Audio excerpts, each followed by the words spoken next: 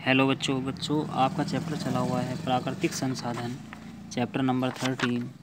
और chapter number 13 में कल आपको पढ़ाया गया था जल चक्र और जल प्रदूषण।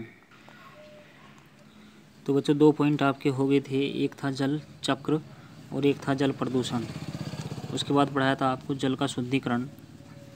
और आज जो पढ़ाया जाएगा बच्चों, आज आपको यहाँ से पढ़ाया जाएगा जल संरक्षण, वाटर कंजर्वेशन। देखो, जल संरक्षण किसे कहते हैं? जल संरक्षण से मतलब है जल का संरक्षण करना, अर्थात जल को बचाना, अर्थात जल को वेस्ट ना करना। जैसे हमारे पास बहुत से जल के संसाधन हैं, जैसे हमारे पास नल है और हैंडपम्प है और समरसेबिल है, या और भी कई साधन हैं, कुएँ हैं। तो हम जितना ज़रूरत हो उतना जल प्रयोग करें, बाकी जल का मतलब वेस्ट ना करें। तो इस तरीके से जल बचेगा, और जब जल बचेगा तो भविष्य में जल से जो होने वाले लाभ हैं वो भी बढ़ जाएंगे। तो विभिन्न कारणों से मनुष्य के लिए उपलब्ध जल सीमित मात्रा में है।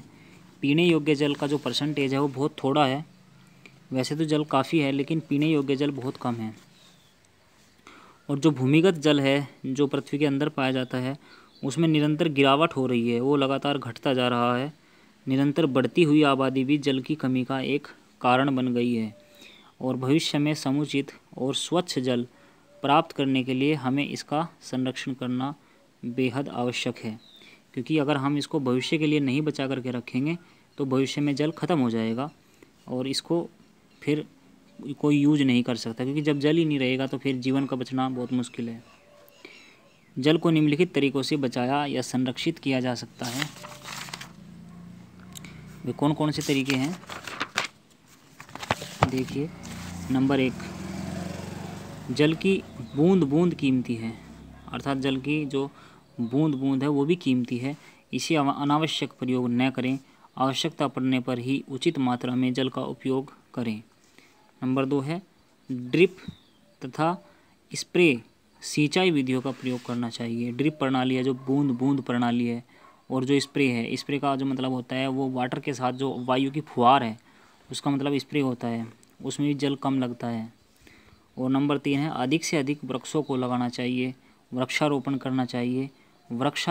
जो वृक्षारोपण करेंगे तो उससे क्या होगा, उससे पेड़ पौधे ज़्यादा होंगे। जब पेड़ पौधे ज़्यादा होंगे तो पृथ्वी का जो कटाव जो पृथ्वी कटती है वो बचेगी, जो पृथ्वी का क्षरण होने से बचेगा, और जल बढ़ेगा, ऑक्सीजन बढ़ेगी। जो वृक्ष है वो वर्षा कराने में भी सहायक होते हैं। नेक्स्ट पॉइंट है वर्षा जल का संग्रहण करना चाहिए। जो वर्षा का जल है, जो कि जब बारिश होती है तो वो उस जल को कुछ ऐसा सिस्टम करना चाहिए कि वो एक जगह इकट्ठा हो जाए और किसी काम में प्रयोग में लाया जा सके। नेक्स्ट पॉइंट है बच्चों वन, एक नवीकरणीय प्राकृतिक संसाधन। देखिए, वन जो है हमारी प्राकृतिक संपदा है, और हमारे क्षेत्र में जो वनों का विस्तार है वो काफ़ी ज़्यादा मात्रा में है। और वैसे तो बहुत सारे वन अब कटने शुरू हो गए हैं, जो कि कटना गलत है, कटना नहीं चाहिए, ताकि उसको बचाया जा सके वन को। उसी से हमें फ़ायदा होगा, बारिश करने में हेल्प मिलेगी, प्लस हमें जड़ी बूटियाँ मिलेंगी, फल फ्रूट मिलेंगे, और भी बहुत सारी चीज़ें हमें वनों से मिलती हैं। वन हमें प्रकृति द्वारा प्रदत्त एक अत्यंत उपयोगी नवीकरणीय संसाधन है, और पृथ्वी वनों से घिरी हुई है। वन जो है जलवायु का रूपांतरण करते हैं और मृदा अपरदन रोकने में भी सहायक होते हैं।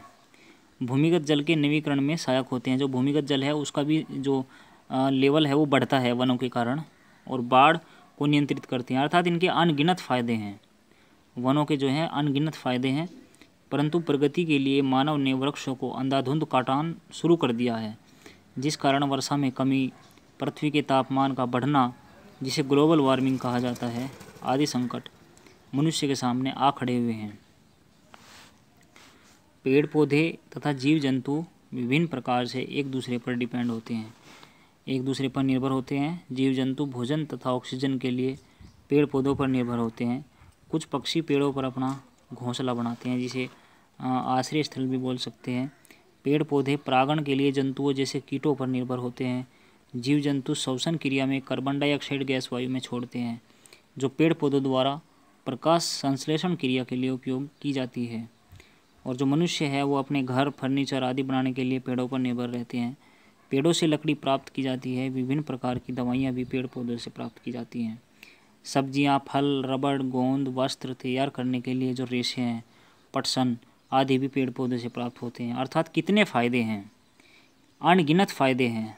पेड़ पौधे वातावरण में कार्बन डाइऑक्साइड तथा ऑक्सीजन के संतुलन को बनाए रखते हैं, मृदा अपरदन रोकने, वर्षा लाने और ठंडी जलवायु की व्यवस्था में सहायता करते हैं। तो हमें कितने फ़ायदे हैं। जो वन हैं उनके रहते इंसान को रोग नहीं घेर सकते, वो स्वस्थ रहेगा और भविष्य में भी ऑक्सीजन की कभी कमी महसूस नहीं होगी, क्योंकि जब वन होंगे तो ऑक्सीजन भरपूर मात्रा में मिलेगी। ठीक है। वन संरक्षण यहाँ से बच्चों आपको बाद में पढ़ाया जाएगा।